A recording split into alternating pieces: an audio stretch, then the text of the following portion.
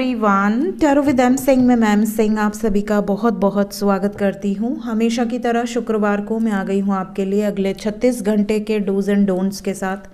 देखते हैं अगले 36 घंटे में ऐसा क्या है जिसको आपको ध्यान में रख के चलना है, क्या वार्निंग्स हैं और क्या ब्लेसिंग्स हैं।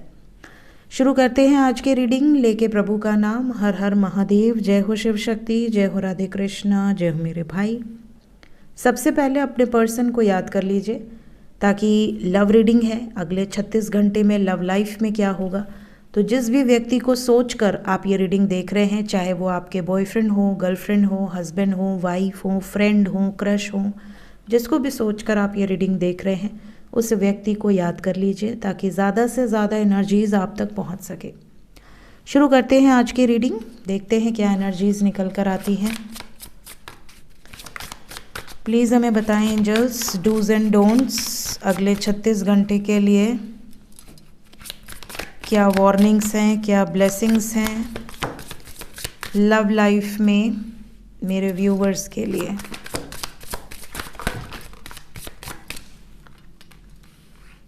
ये बहुत ज़्यादा है, I need one by one.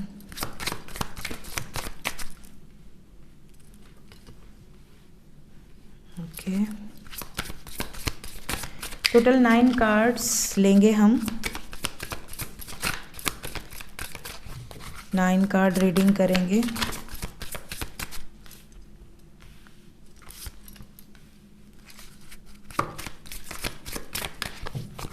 दो कार्ड और।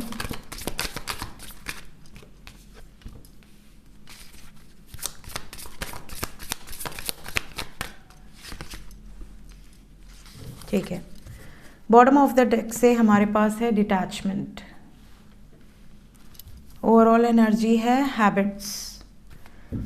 सो गाइस, सबसे पहले तो कुछ लोगों के साथ ये चीज़ें हो सकती हैं कि आपका, सबसे पहले डोंट बताऊंगी कि आपको क्या नहीं करना है। अगर आपके पार्टनर की कोई बैड हैबिट है, फॉर एग्जांपल अगर आपके पर्सन सिगरेट पीते हैं, ठीक है, या ड्रिंक करते हैं, या बहुत ज़्यादा अपनी हेल्थ के साथ मजाक करते हैं, जैसे जो चीज़ें उनके लिए बिल्कुल अच्छी नहीं है। कई बार कुछ लोगों को किसी चीज़ से एलर्जी होती है बट सामने वाला सुनता नहीं है। अब फॉर एग्जांपल कोई डायबिटिक है और उसे मीठा बहुत पसंद हो, वो छुप छुप के मीठा खाता बैठे। तो हमारे यहाँ भी एक हमारे फूफा जी थे जो जब हमारे घर आते थे तो बुआ पहले से फ़ोन करके बोली होती थी कोई उनको मीठा मत देना क्योंकि वो तुम्हारे यहाँ जाएंगे और वो मीठा मांगेंगे, ठीक है। तो उनको मीठा ही चाहिए होता था, कहते थे मिठाई लाओ। तो हम लोग कहते थे नहीं, हम नहीं देंगे आपको मिठाई, बुआ मना की है। तो ऐसे भी एक हैबिट होती है कुछ लोगों की कि मतलब जो चीज़ उनको मना है उनको वही चाहिए। तो फॉर एग्ज़ाम्पल आपके पार्टनर, ठीक है, अगर किसी ऐसे हैबिट से गुज़र रहे हैं जो उनकी कोई बैड हैबिट है और आपने उनको पकड़ लिया वही काम करते हुए, तो इस मुद्दे को लेकर झगड़ा होगा और वो झगड़ा काफ़ी बड़ा हो जाएगा, ठीक है। तो ये आपको नहीं करना है। कोशिश करिए उनके ऊपर आप थोड़ा सा दबाव ज़रूर डालिए क्योंकि भाई किसी की हेल्थ बहुत इम्पॉर्टेंट होती है। तो अगर वो अपनी हेल्थ के साथ खिलवाड़ कर रहे हैं, जो चीज़ उनको मना है या कोई उनकी हेल्थ के लिए इंजूरियस है कोई चीज़ और वो उसका इनटेक कर रहे हैं, तो आपका हक बनता है, अगर आप उनसे प्रेम करते हैं तो आप उन्हें कंट्रोल कर सकते हैं। लेकिन वो आप पर भारी पड़ जाए इतना कंट्रोल मत कीजिएगा। कोशिश करिएगा कि आप प्रेम से उन्हें समझाने का प्रयास करें या फिर उतना ही किसी की लाइफ में आप इंटरफेयर कर सकते हैं जितना वो आपको अधिकार दे। अब फॉर एग्ज़ाम्पल आपको उसने अधिकार ही नहीं दिया, वो आपके मुँह पे कहते तुम्हारा राइट नहीं है मुझे बोलने का, तब आपका क्या मुंह रह जाएगा। तो उतना ही कहिएगा जितनी आपकी वैल्यू हो। अदरवाइज़ कुछ चीज़ें आप पर भारी पड़ सकती है, झगड़े हो सकते हैं, बहस हो सकता है, कुछ वो आपको ऐसा बोल दें जो नहीं सुनना चाहते आप। दूसरा जो यहाँ पर डोंट है, जो आपको नहीं करना है, वो ये कि आप बहुत ज़्यादा इंटरफेयर मत कीजिए। जैसे अगर आप कांटेक्ट में हैं तो कई बार होता है ना कि आपकी एक नज़र हमेशा उनके व्हाट्सएप पे या उनके फेसबुक पे या उनके इंस्टाग्राम पे ही रहेगी।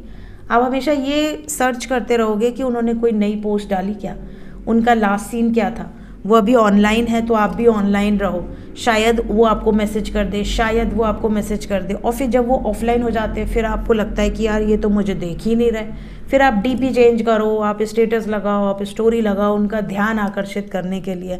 ये सब मत करना, ये नहीं करना है। डिटैच रहो बिल्कुल, जितना हो सके इग्नोर मारो, जितना हद से ज़्यादा इग्नोर मारो। सामने वाले को आप बहुत ज़्यादा अवेलेबल रहोगे तो वो आपकी रत्ती भर भी रिस्पेक्ट नहीं करेगा। जो लोग अनअवेलेबल रहते हैं, एब्सेंट रहते हैं, उनकी ज़्यादा कदर होती है।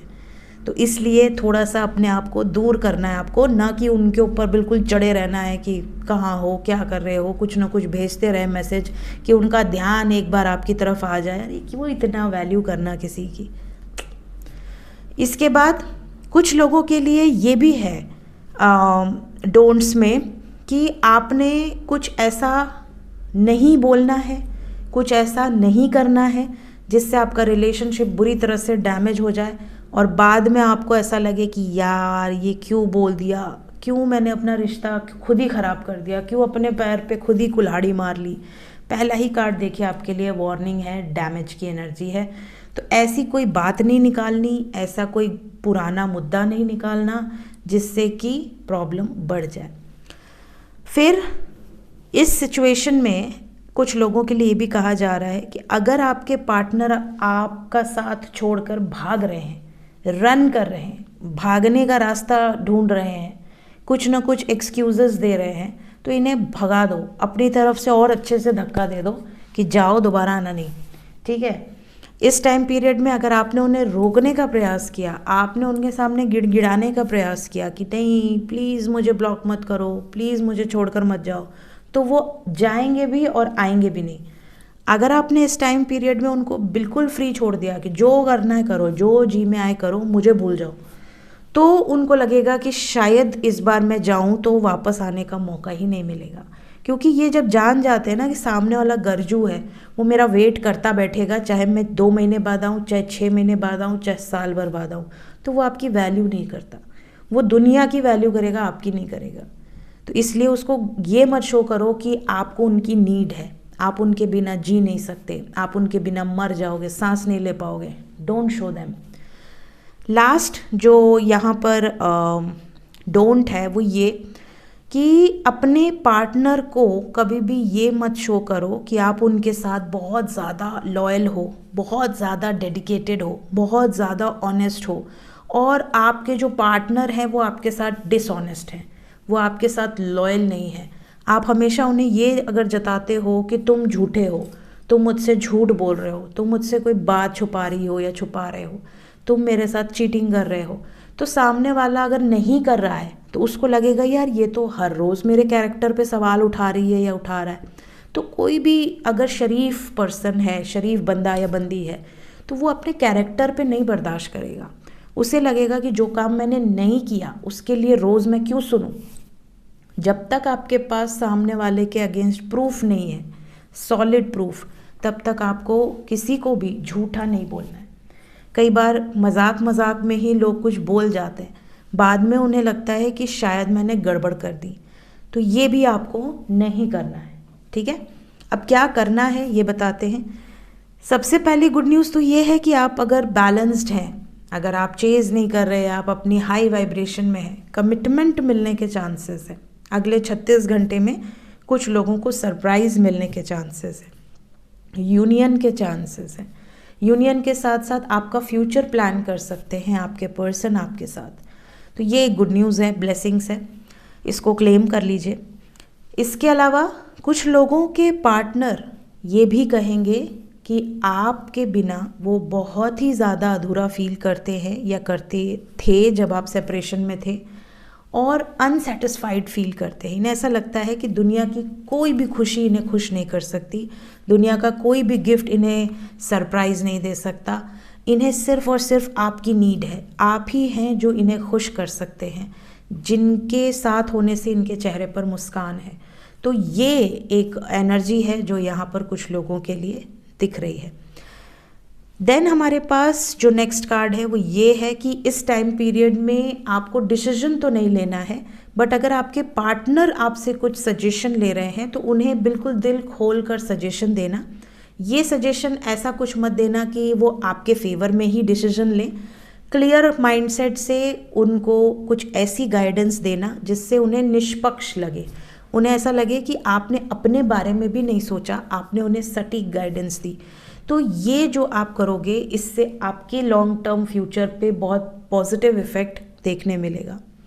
लास्ट यहाँ पर कुछ लोगों के लिए एक एनर्जी है कि आपके पर्सन अगर आपके साथ किसी भी तरह का कुछ मिसबिहेव किए थे या आपको छोड़कर चले गए थे या धोखा दिया था, कुछ भी गलत किया था, तो ये ना पछतावा जाहिर करेंगे। तो जब ये आप पे पछतावा जाहिर करेंगे, माफ़ी मांगेंगे या एक्सप्रेस करेंगे अपनी इमोशंस को कि देखो मुझसे यहाँ पर गलती हुई है, तो इनको आपको क्या करना है, इनको आपको अप्रिशिएट करना है, इनको आपको गुस्सा नहीं करना है, चलो चलो अब मुझे तुम पे भरोसा ही नहीं है, इस तरह से बिहेव नहीं करना है। जस्ट इन्हें फॉरगिव करो, इन्हें बोलो कि ठीक है मुझे आप पर पूरा भरोसा है, आपने एक्सेप्ट किया, यही मेरे लिए बहुत है। तो इस तरीके से रिएक्ट करना है तो आपका रिलेशनशिप काफ़ी ज़्यादा स्ट्रॉन्ग होगा, काफ़ी ज़्यादा मजबूत होगा। तो ये कुछ ब्लेसिंग्स हैं और जो वार्निंग्स थी वो मैंने आपको बता दी हैं। सो ये थी गाइज इस वक्त की एनर्जी रीडिंग। मिलते हैं नेक्स्ट रीडिंग में। Till then take care, bye bye.